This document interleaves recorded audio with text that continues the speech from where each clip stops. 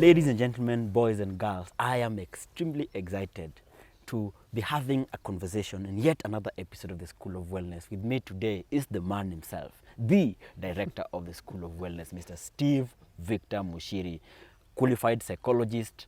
The man has books. The man is a wife. The man is a husband. Actually, nowadays you need to reverse roles so that you can be a wife and she can be a husband. Today we are talking about a topic that I'm very passionate about, premarital counseling. Let's call it not just religious, but just premarital counseling as a whole. You know, there's been a lot of conversation, especially you and I are coming from the church, that marriages are under attack. Are marriages under attack, Steve?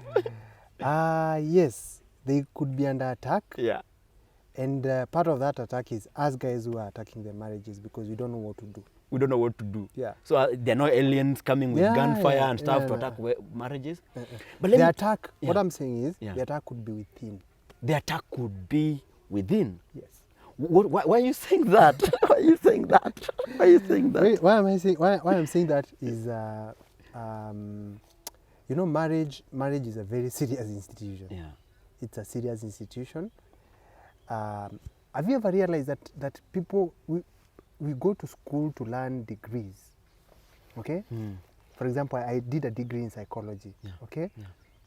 We are trained to in high school and in primary school how you learn this and you become that. 8 years in primary school. 4 years in high school. And another 4 years in the university. You are doing your first degree.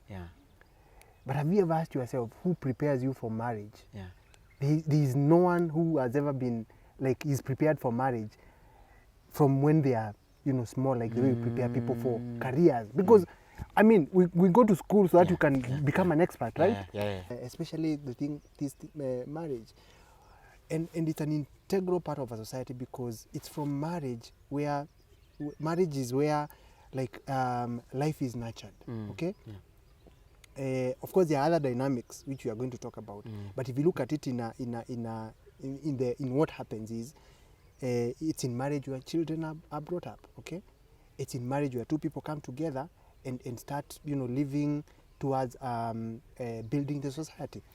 So yeah, you're telling me that, and I know you're married, and of course somebody may ask, Steve is only 1 year old in marriage. Who gives him the authority to talk about marriage? This is actually my second year. This is your second year, of course, your second year in marriage. Tell me, sometimes I feel like we expect the Powerpuff Girls, that we're going to put in concussions here and then poof, a successful marriage is going to come out. Why are we not really intentional when it comes to preparing people to become husbands and to become wives and to, all that? I think it's an assumption that because, for example, as a child, you grow seeing your parents married, maybe you are learning from that, okay? And of course, the first marriage you learn from is that of your parents, okay? But I think we need to be more intentional on the foundations, teaching people on the foundations of marriage, and that should come in the premarital counseling, okay? Yes. Now, the other thing that I have noticed is that many couples are not willing to pay for premarital counseling. Not just premarital counseling. Are we quality premarital or just premarital counseling? You see, most premarital classes are not paid for because they are church-based. Right? You get me? And most people who do premarital counseling are people who have been married for 20 years. And religiously. 30 years. You've been married for 30 years. But do you know, Dongo, you can be married for 30 years. But your marriage has been problematic for 30 years. And dysfunctional. Because it's not about the years. Okay? A 40-year-old fool and a 20-year-old fool are the same. No, it's true. A 40-year-old fool and a 20-year-old fool. They are the same. They are fools. So it's not about the years. It's about what do you know. You told me one thing that I think I still think about today, that money, there are principles. In the world, there are principles. Also in marriage, do we have principles? I mean, it is definitely kujaribu na kuanguka na kujaribu na kujaribu. Mwanamke ni kuvumiliana, mwanaume ni kuvumiliana kwenye ndoa. There are principles and there are dynamics. Okay? And as I said, as a psychologist, human behavior reflects even in marriage. Okay? How you are brought up. The experiences you went through, the people you've interacted with, what you've gone through as a person, okay? They will influence your marital life. Okay, Yeah. and so if there were gaps, not gaps, let's say like if your life was not, for example, you've gone through several traumas, you've gone through, for example, maybe there was separation, or cruelty, just a bad environment, or maybe bad there was, environment. or maybe there was affluence. Yeah, you are spoiled, missing parent, like all experiences. Then you affect, get into a relationship without the other person understanding how you grew up. There will be collision, and now what premarital counseling that we have, that I feel is not doing, it is not preparing people enough because of lack of knowledge. It's not. You are being counseled not from a point where it will help you make a decision. And this is what I say.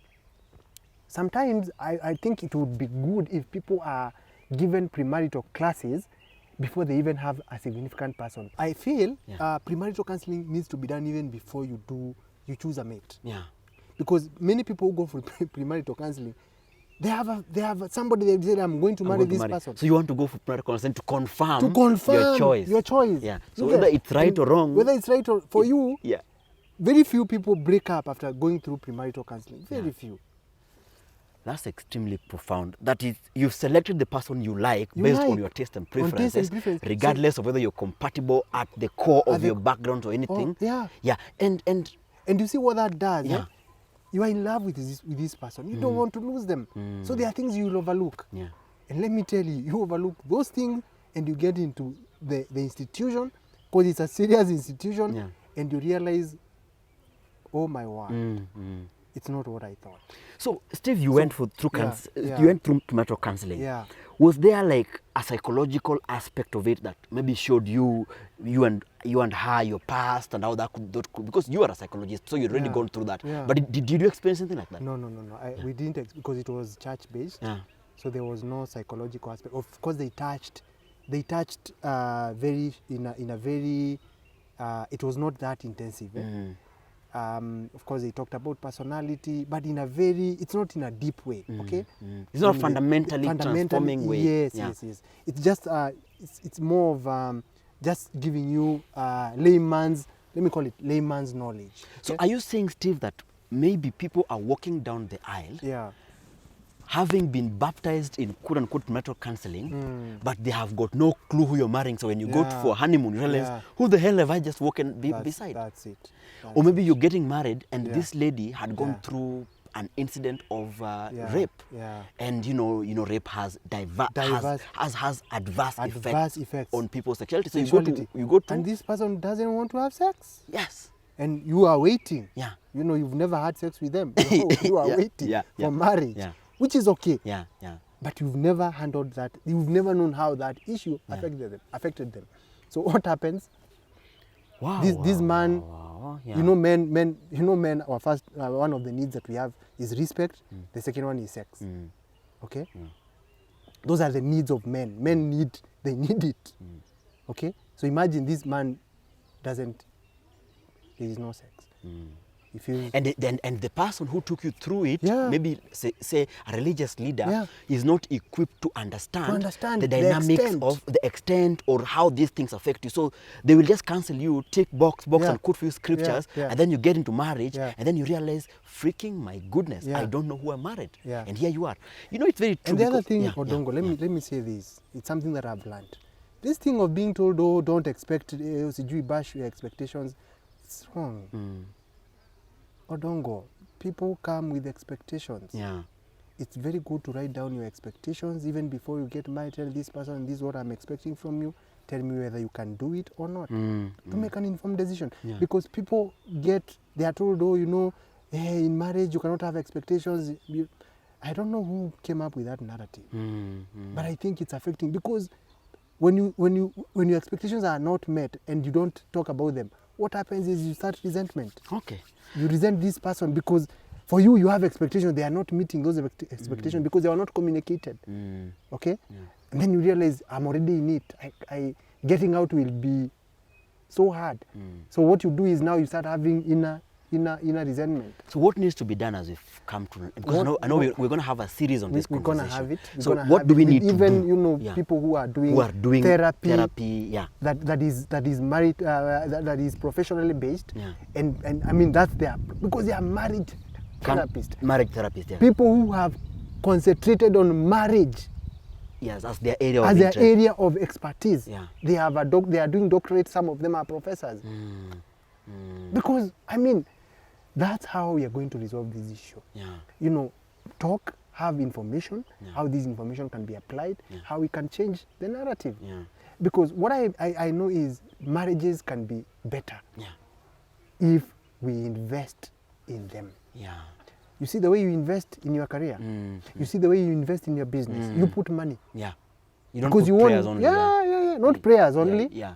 You put money. Yeah. You don't even go to people who have done it. You go to professionals Yeah. who are in that business, and Yeah. they tell you, even it's a marketer. Yeah. They've done marketing. Yeah. They give you a strategic plan for Yeah. marketing. Yeah. If it's a financial advisor, Yeah. they tell you this is how much you're going to use. This is how your finances will be in 5 years if you implement this. You go to what else? I mean, you are a business person. There are so many things. Yeah.